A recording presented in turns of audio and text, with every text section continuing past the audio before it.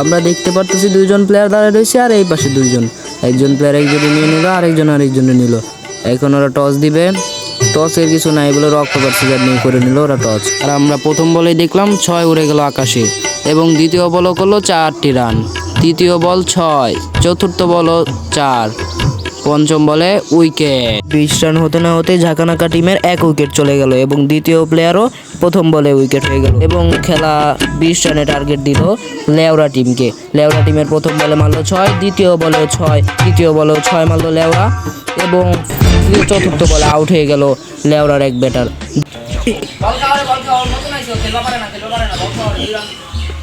কিপারের কথা শুনে ব্যাটার হয়ে গেল অবাক।